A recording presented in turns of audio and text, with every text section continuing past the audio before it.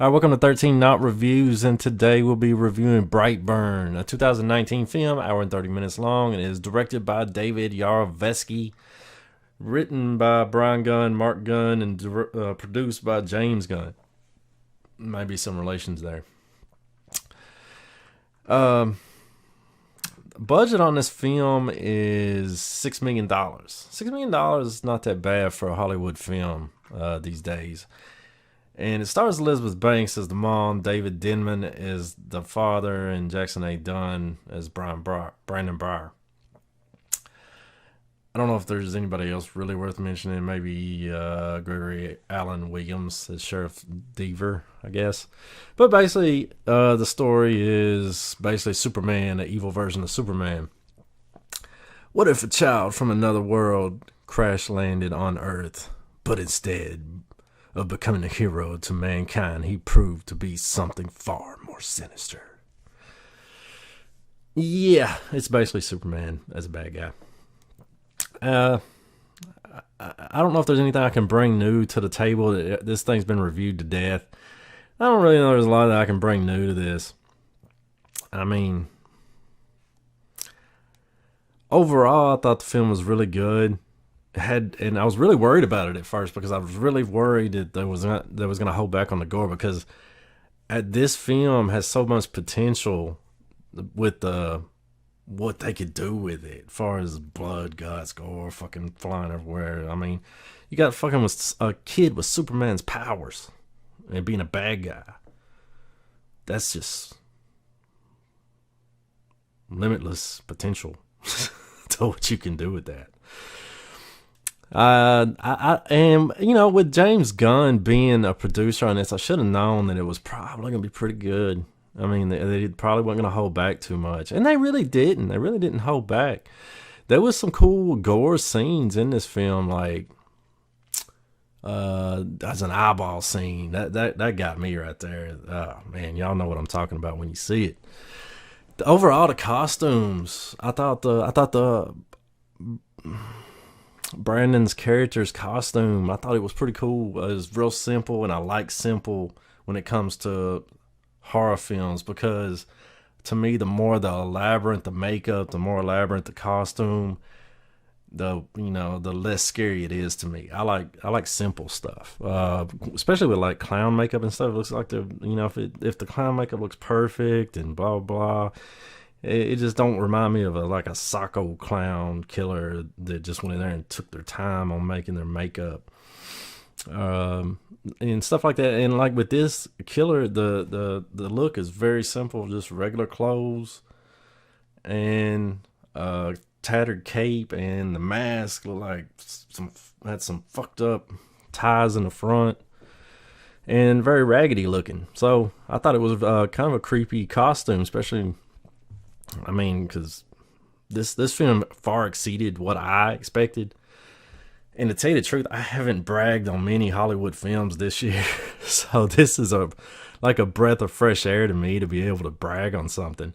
Now, I'm not going all out and saying this is the greatest film of the year. Y'all need to fucking go see this. Hurry up, go see it. I'm not going to say that because I didn't hurry up and go see it. But, like I said, it's better than what I thought it was going to be. And it's definitely worth a one-time watch. I don't really know if it's something I would go back and watch again.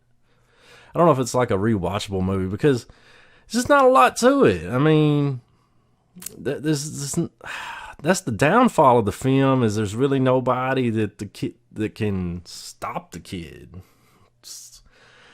He's got no equal or no body. They didn't really have time. And I mean, they did the best they could with the film. They did the right things on the film.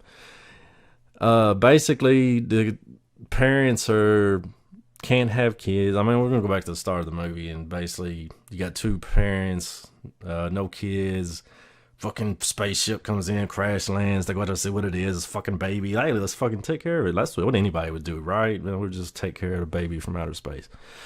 And grows up pretty much a normal child. And I guess, they thought it was a gift from heaven or something, where they couldn't have kids, so this kid crash lands and we got a kid now. Let's name him Brandon Breyer and raise him as like he's ours.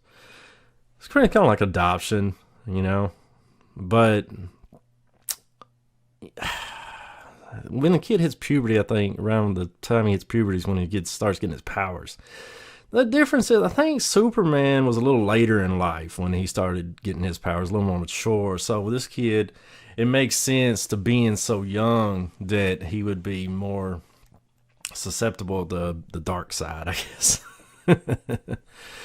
But they really didn't hold back, and I love some of the kills in the film. So it was really cool to see what they could do with Superman's powers and use as evil in a horror film that has gore and stuff in it, and it's a rated R film.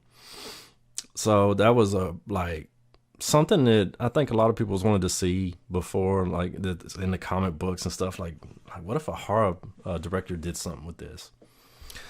And this is what we got, and I'm not disappointed in it at all.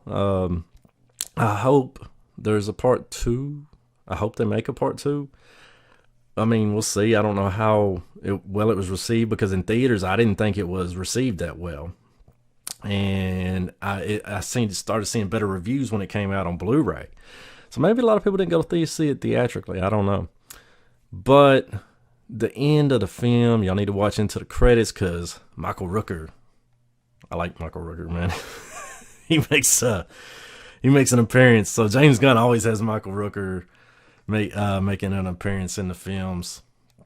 So watch out for that. And I forgot what his character is in this. But he plays the Big T, which is kind of like a Alex Jones type conspiracy theorist talk show host. But I mean, as far as I know, you just see him at the end of the film when he starts talking about other beings or superpower witches or something. So, I mean, maybe there are something out there that can fight the kid. I don't know. So maybe they're planning on a part 2 and setting it up with that. Through the film, though, I would recommend it. I don't know. I think it's worth buying and having in the collection. I said I don't think it's something like you want to just go in and watch over and over again or nothing, because this is not really you just get to see him go tear through everybody once he decides to go full on bad guy. But go check it out. I definitely recommend it. It's probably going to be in my top 10. It's probably in my top 10 right now. And it's one of my favorite horror film, which, Hollywood horror films. Let me put it that way. Hollywood horror films of the year, because I've been kind of disappointed in that so far this year. Ain't really much to say about it, especially with that film when they're putting out films like Annabelle. This just slaughtered Annabelle. So Annabelle, that was a very disappointing film.